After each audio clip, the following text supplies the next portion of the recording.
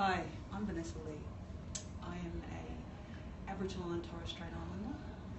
My people are from the Miriam and Yipinguthi nations, the Yipinguthi and Miriam nations. Miriam in the Torres Strait. I was born and raised in the Torres Strait. I'm a same-sex attracted woman, and I'm also a social epidemiologist. So tonight you're on a panel. Do you want to tell us about the panel and why you're on a panel? I'm on a panel for a movie called Fire Song. It's for suicide prevention. Okay. And Indigenous health and wellness internationally. Fantastic. So I know you've seen the film 3 times, I've been told. Yes. Can you tell us a little bit about the film and why it's really important? The film has got a really strong message. Now, the film has layers of themes in it, which is really interesting because Indigenous culture has layers. And the film at first is about a young man who is struggling with his sexuality. He's a two-spirited man. Now, when I say he's struggling with his sexuality, he's not struggling in himself. He's struggling as how the community will take it on board. And in the movie, the movie opens where he's lost his sister to suicide, and it continues. And then throughout the movie, you actually see the determinants of health and how it impacts on the youth, and how the youth have just got lost in the whole realm of trust. They don't know how to trust the old people. They don't know how to trust their children their own age. And we're seeing this confusion within the movie where they don't know who to ask for help, who to ask for guidance.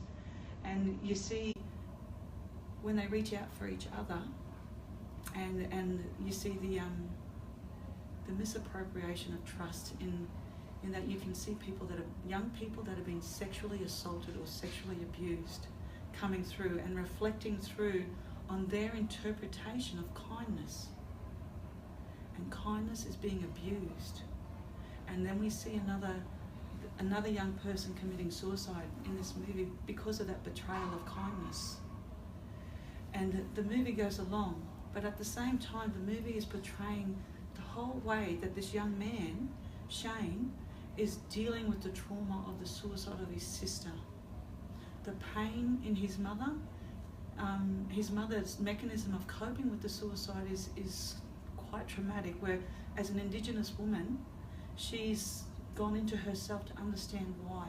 She starts meditating in culture, and finally she comes to accept that her daughter was so sad, but she can't understand why she was so sad, and how the culture that usually is there to support young Indigenous people was not there to support her daughter. And that is sad. And so this is part of a roundtable that's been held by the Canadians and the Australians to look at First Nations health and wellness. Do you want to just give us a little bit of background on why you've come to the roundtable?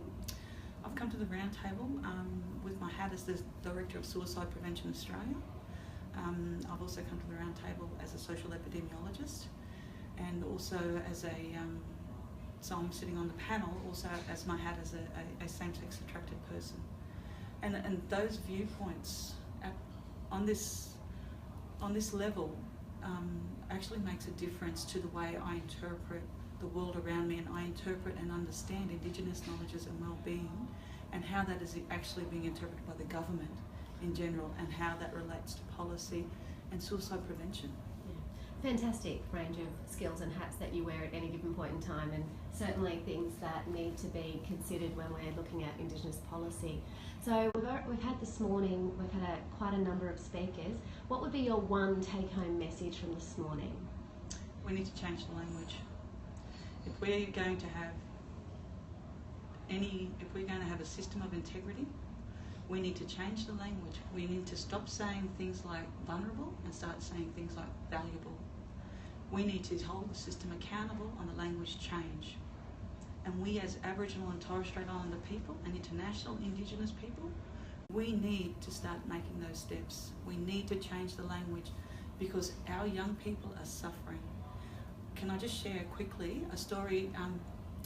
On the weekend I went to watch a hip-hop, racism and hip-hop presentation at University of Sydney at the Seymour Centre, and there was a young man there, and he turned around and he said he was a hip hop artist, and he said that in Australia, the journey of hip hop Aboriginal people in Australia is all about the American ghettos, and we have a long way to go. I was appalled, and I sat there and I had my hand up, and they decided to go on and ignored my hand, and I turned around and I said, no, I have something important to say, and I'm going to share with you what I said to them. And you know, when I was 18, we were putting hip hop together of our languages to preserve our languages in the Torres Strait. We have hip hop in language. You know, my brother Paul Mao, hip hop in language, and we're seeing it in Alice Springs, we're seeing it in the Northern Territory, we're seeing it in South Australia, Western Australia, Victoria, we're in Queensland. We are seeing young Aboriginal and Torres Strait Islander hip hop artists doing hip hop on the social and political issues that affect them in Australia today. If young people do not have a medium of which to express themselves, we're going to see an escalation of suicide. I have to say, whenever I hear something in language, I get goosebumps. It's so powerful when it's in language. So, thank you so much, Vanessa. Is there anything you'd like to add before we sign off? No, that's it. Thank you. Fantastic. Thank you.